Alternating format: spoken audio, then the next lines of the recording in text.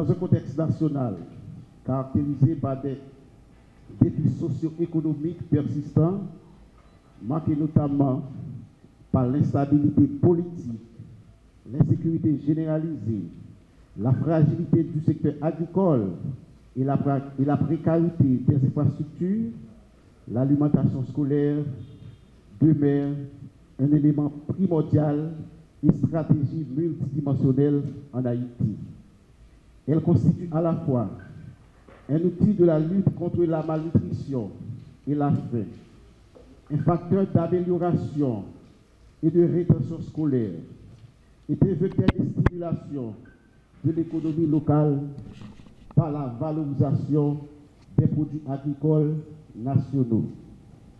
Conscient de ces enjeux, le Programme national de cantine scolaire, PNCS, organe central de coordination du sous-secteur, organise la 12e table sectorielle de l'alimentation scolaire avec un accent particulier sur la cartographie des partenaires impliqués dans la mise en œuvre du programme. Cette édition vise à structurer la collaboration entre les acteurs, éviter la duplication des efforts, renforcer les mécanismes de coordination et orienter les actions futures vers une alimentation scolaire durable, inclusive et équitable. Depuis 2021, ces tables sectorielles ont été instituées comme un cadre essentiel de dialogue, de concertation et de pilotage stratégique entre les institutions gouvernementales, les agences internationales, les ONG, la société civile et les partenaires techniques et financiers. Elles permettent d'harmoniser les interventions autour des priorités nationales définies dans le cadre de la politique stratégie nationale de l'alimentation scolaire, PSNAS, tout en assurant une meilleure circulation de l'information et une cohérence opérationnelle. Au cours du premier semestre de l'année académique 2024-2025, le PNCS a enregistré un total de 1 176 770 élèves bénéficiaires de cantines scolaires à travers les 10 départements géographiques du pays.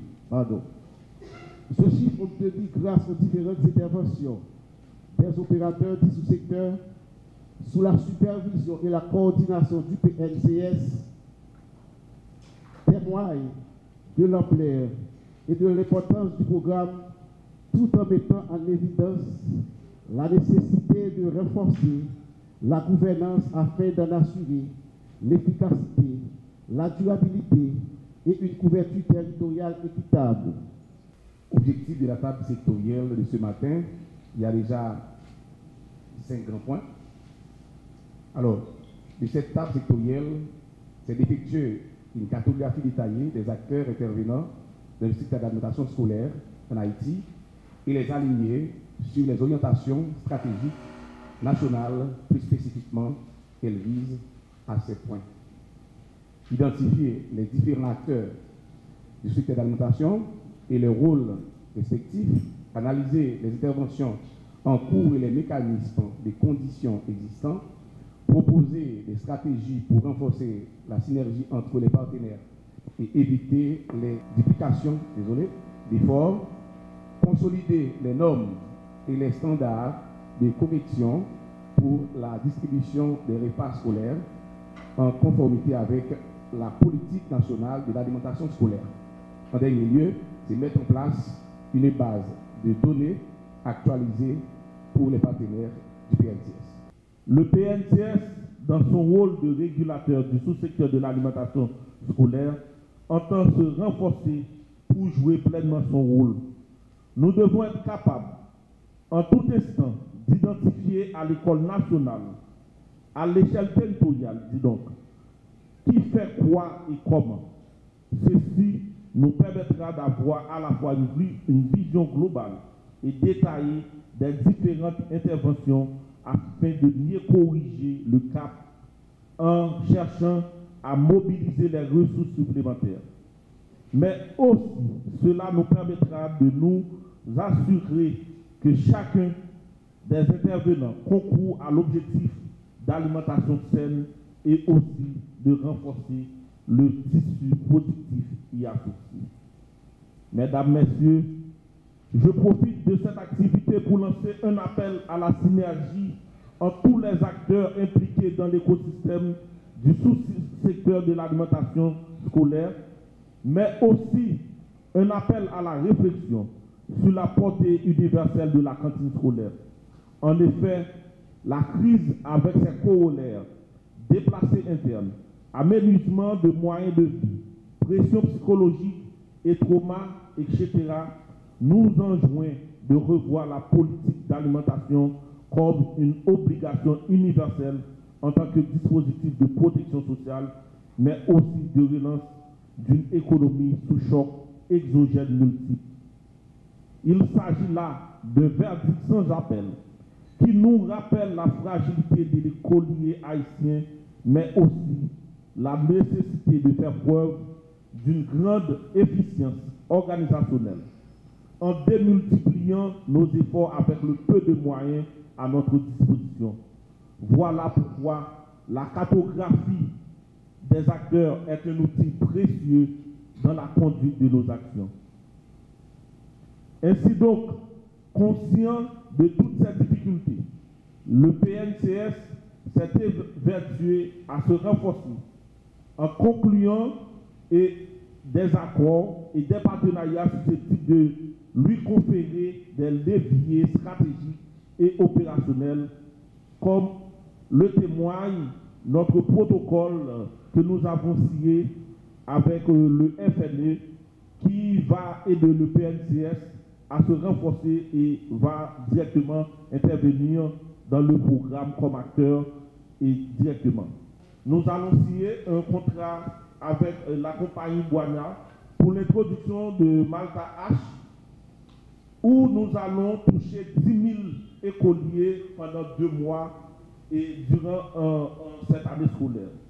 Et aussi, parce que nous disons la co-reproduction locale, nous pourrons signer un autre contrat avec Maître Fayvet, que tout le monde connaît, qui gagne usine Maman Doudou, un contrat pour 5 000 élèves haïtiens, côté ils vont joindre à Kassan, Jumanioc, Frescao, Kassav, chaque matin, pour être capable de jouer un moyen pour qu'ils apprendre bien pendant l'école. En parallèle, le secteur bénéficie également d'un apport en nutriments supplémentaires avec le financement d'une usine de production de maïs biofortifié. Au nom du PNCS, nous tenons à remercier tous les partenaires techniques, ceux de la société civile, ceux des organisations internationales, des agences de coopération, ceux des organismes étatiques qui nous ont accompagnés dans cette quête.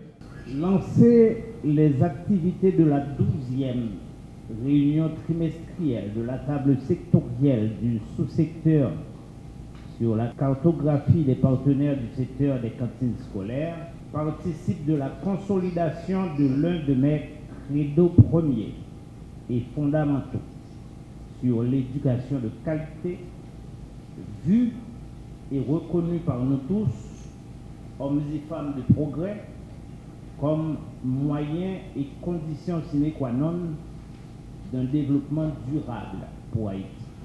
En ce sens, la mise en place d'une stratégie visant à produire et fournir à l'école haïtienne une alimentation de qualité en quantité suffisante et sur la base d'une distribution harmonieuse, organisée, équilibrée et ponctuelle me paraît une mission prioritaire à laquelle nul d'entre nous ne devrait se dérober.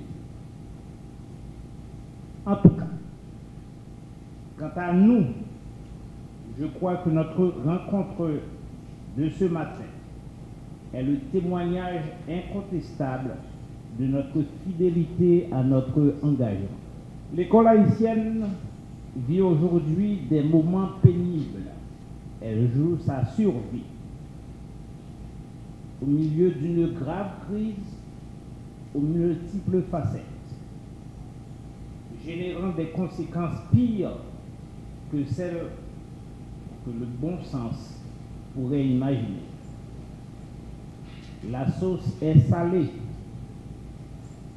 mais vous et moi savons que si nous sommes ici, c'est pour résoudre les problèmes.